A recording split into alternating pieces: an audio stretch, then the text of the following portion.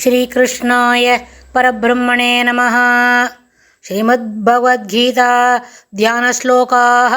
नमोऽस्तु ते व्यासविशालबुद्धे पुल्लारविन्दायत पत्रनेत्र येन त्वया भारततैलपूर्णः प्रज्वालितो ज्ञानमयः प्रदीपः प्रपन्नपारिजाताय स्तोत्रवेत्रैकपाणये ज्ञानमुद्राय कृष्णाय गीतामृतदुहे नमः। सर्वोपनिषदो गावो दोक्ता गोपालनन्दनः पार्थो वत्सत्सुधीर्भोक्ता दुक्तं गीतामृतं महत्।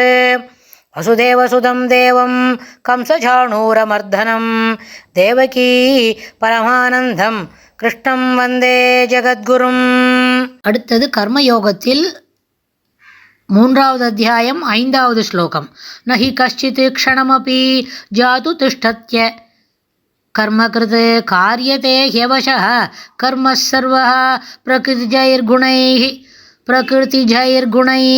நஹி கஷ்சித் க்ஷணமபி ஜாது திஷ்டத்ய கர்மகிருத் காரியதே ஹ்யவசः கர்ம சர்வஹ பிரகிருதி ஜெயர்குணைஹி. இந்த ஸ்லோகத்தில் பெருமாள் என்ன சொல்கிறார்? ஜாத்து க்ஷணமபி அகர்மகிருது கஷ்டித்து அப்படின்னு. அதாவது ஜாத்து அப்படின்னு சொன்னால் ஒரு பொழுதும் க்ஷணமபி ஒரு வினாடி கூட என்ன அகர்மகிருத்து ஒரு கர்மமும் செய்யாதவனாக கஷ்டித்து எவனும் இருப்பதில்லை. ஏன்னு கேட்டால் உடம்பால் ஒரு வேலை செய்யலை, மூட்டையை தூக்கலை, சாமான் எடுத்து வைக்கலை, பாத்திரம் தேய்க்கலை, சாக்கடை பேக்கடைலாம் அலம்பலை, வீடு பெருக்கி துடைக்கலை, டஸ்டிங் கிளீனிங் எதுவுமே இல்லை அப்படின்னா கூட அந்த சமயத்தில் என்ன பண்ணோம்? மனசு எதை பற்றியான யோசிச்சுட்டு இருக்கோம். அங்கே ஒரு பிளான், இங்கே ஒரு பிளான் போடும். இதை முடிச்சுக்கலாமா, அதை படிச்சுக்கலாமா, யாருக்கும் தெரியாமல் எதனா ஒரு வேலை செய்ய முடியுமா, எதனா ஒன்று யோசித்து வச்சுக்க முடியுமா, அப்படிலாம் அது யோசிக்கும்.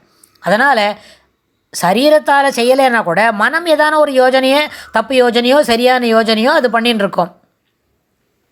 அதனால் ஒருபொழுதும் ஒரு வினாடி கூட க்ஷணமபி அகர்மகிருத்து ஒரு கர்மமும் செய்யாதவனாக நகி திஷ்டதி நிற்பதில்லை என்றோ, ஒருவரும் அப்படி நிற்பதில்லை என்றோ, ஒன்றுமே பண்ணலை, வெறுமை என்ன பண்ணிட்டுருக்கேன், சுயமாக உட்காண்டிருக்கேன் அப்படின்னா கூட அந்த சமயத்திலும் ஏதோ ஒன்றை பற்றி யோசித்து கொண்டு தான் இருப்பான். பிரகிருதி ஜெயீகி அதாவது இயற்கையில் பிறந்த குணம் என்றவனால், அந்த இயற்கையில் பிறந்த குணங்களினால் சர்வகா எல்லாரும் அவசகா தம்மையும் அறியாமலேயே கர்மகாரியதே தொழிலில் இயக்குவிக்கப்படுகின்றனர். இது செய்யலாமா, அது செய்யலாமா.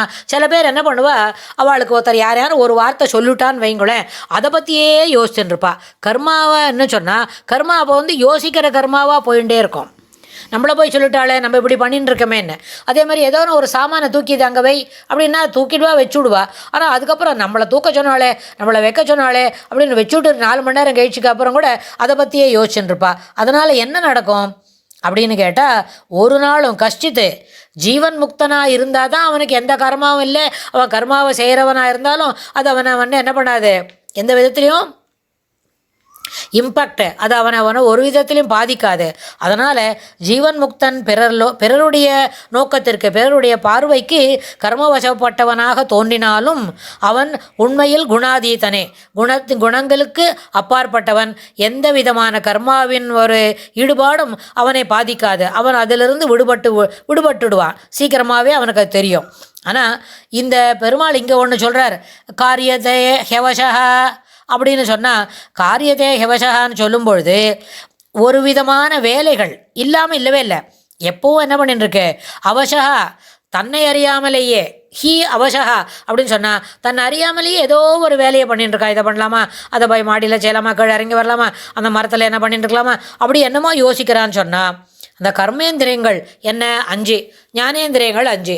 ஆனால் கீதையில் மட்டும் இந்திரியங்கள்னு சொன்னும்போதே கர்மேந்திரியங்கள், ஞானேந்திரியங்கள் எல்லாமே சேர்த்து 10, அதோடு சேர்ந்து மனசு 11 அப்படி தான் அங்கே கூட்டின்னு இருக்கோம்.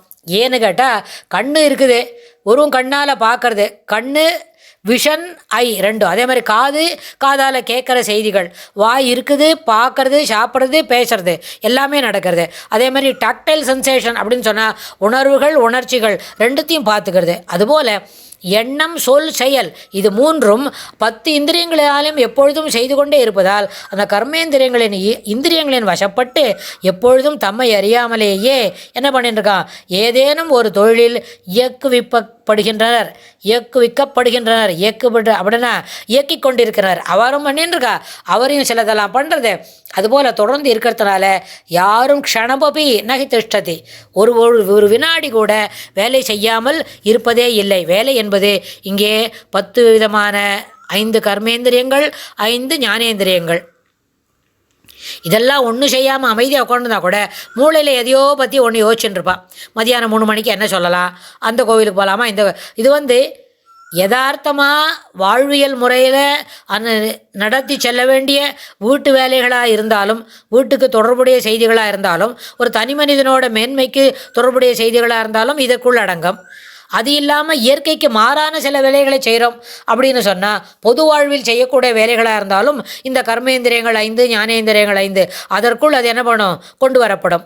அதனால் நிச்சயமாக இந்த 10 விதமான இந்திரியங்கள், கர்மேந்திரியங்கள் 5, ஞானேந்திரியங்கள் 5, இதன் மூலமாக எப்பொழுதும் எல்லா நேரங்களிலும், அதாவது ஒரு க்ஷணமபி நகி திஷ்டதி, ஒரு க்ஷணமபி கூட என்ன பண்ணல, காரியங்களை செய்யாமல் இருப்பதே இல்லை. அது புரியுறதா அர்ஜுனா உனக்கு அப்படின்னு பெருமாள் இந்த ஸ்லோகத்தில் கேட்டு நிறுத்துறார். அடுத்த ஸ்லோகத்தில் இன்னும் என்ன சொல்கிறார் அப்படின்னு நம்ம பார்க்கலாம். ஸ்ரீ கிருஷ்ணாய துப்யம் நமஹ.